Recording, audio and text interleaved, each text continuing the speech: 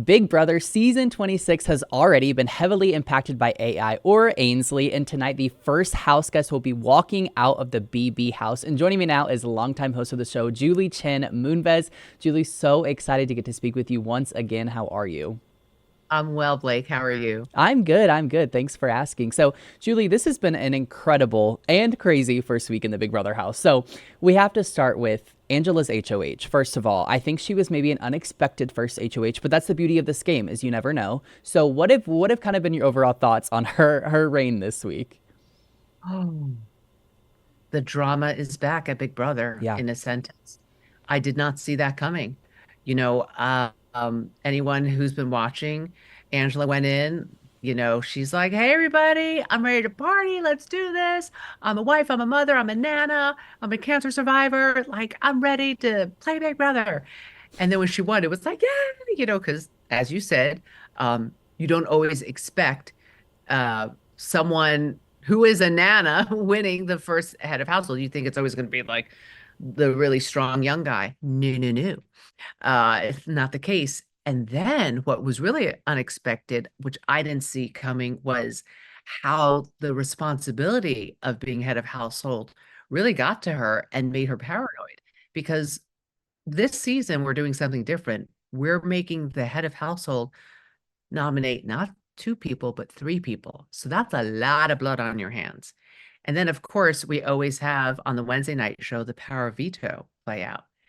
And if someone gets saved, then the HOH has to get more blood on their hands. So, head of household is, it's always a dicey thing if you want to show everyone, oh, I'm a comp beast, because then they come after you.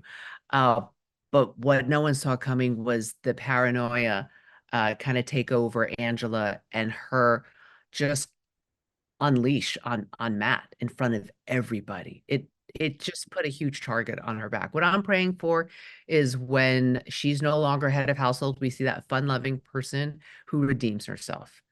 Whether that's going to happen, we're going to have to all stay tuned.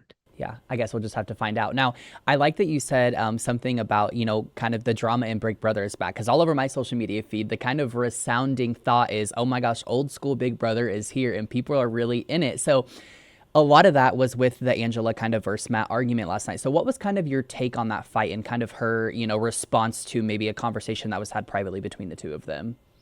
Oh, I had a lot going on in my head watching that. I had heart palpitations. I was uncomfortable watching. I felt like one of the house guests. My jaw was on the ground watching it. And it shows me how it's she's in the HOH room and she's having a private conversation with Matt.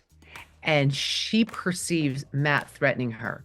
Now, I'm pretty sure anyone who has watched the show or played the game, they know that if you are gunning for someone, you don't always tell them, you don't tell them, and you certainly don't tell them when they have all the power in the house, when they are HOH. That being said, she did say in the moment, like, oh my gosh, are you threatening me? And I think when she was left alone to her, own private thoughts, I think the story in her head got replayed and she saw maybe things that weren't there and she got so worked up.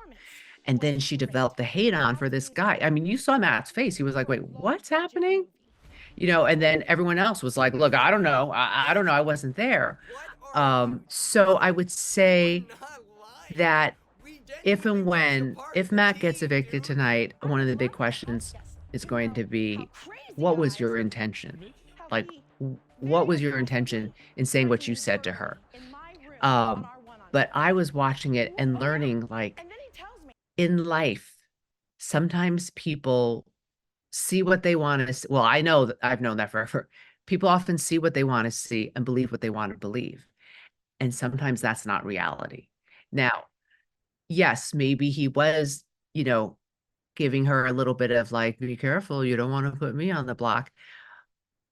And then she maybe ran with it to a deeper level. And well, clearly she did because she really attacked him in front of everybody. It was very uncomfortable to watch. So look, we've had successful seasons of this show where it's kumbaya and everyone gets along, and I love that.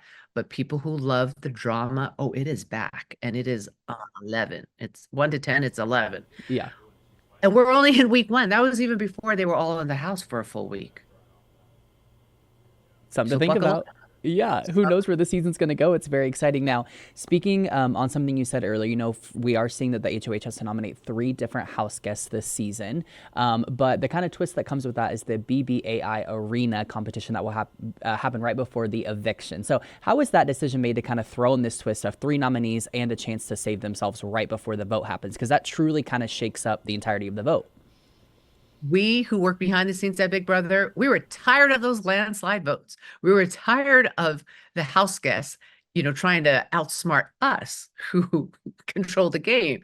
So we were like, we're going to make you nominate 3 people. And on the live eviction night, one person gets saved. So then I feel like every live eviction show this season, Thursday night is going to feel like a double eviction night because you're going to see whoever is left on the block, the 2 people who remain on the block, you're going to see them on live TV, like scrambling and campaigning, for safety.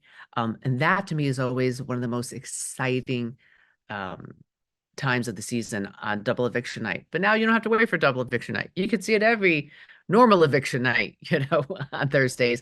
People like scrambling for votes. I know it's just me and so, and the person that everyone wanted out just saved their own game, but like, please save me, don't vote me out. So it's going to be very exciting. Yeah. My heart is racing talking to you about it right now, Yeah. Blake. No, I'm pumped. I cannot wait to see how this plays out. Now, speaking of, obviously, it's kind of hard to say right now because of the factor of the competition that's going to happen. But if you had to guess, if you have a sneaking suspicion, who do you think is most likely to go tonight? Oh, I've learned my lesson. I cannot even predict. I have to expect the unexpected as the host, because I have seen these house guests change on a dime. I remember one season right before the live show, my producer was telling me in my earpiece, it was like 2 minutes, 2 minutes there. They're like, there's a big fight. The house is flipping. They're flipping. And I'm thinking, okay, this is why I love live television. That's my whole background is news. Like go to the story and just report and tell the story. I know better than to predict because I cannot. Because Yeah. people at the last minute, like even when they're getting ready for the live show, they're curling their hair, they're in the bathroom.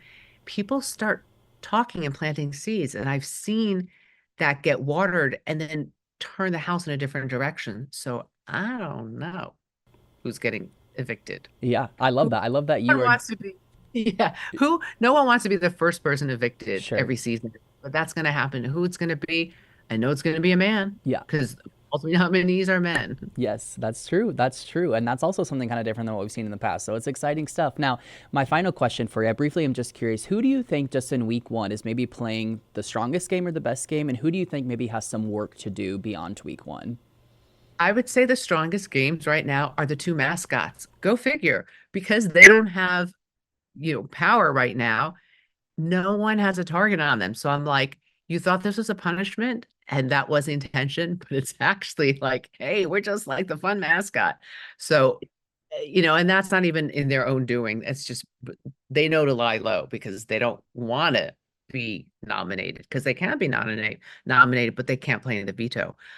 So well done to Cedric and Chelsea. And the person playing too hard is Angela at the HOH. I mean, she went from having all the power to now having a huge target, and the clock is ticking. She's not going to be HOH forever. That's a 1 week job, and everybody knows it going in. So I think she needs to go back to being that fun loving mom in that Yeah. house. Yeah. Major damage control ahead for her. Well, Julie, thank you so much for taking the time to speak with me. Cannot wait for this eviction tonight. I will also be sitting on the edge of my seat waiting to see who goes and how this competition plays out. But this is an exciting season, incredible cast. And Julie, it's always a treat getting to speak with you. Thank you, Blake. Honors all mine.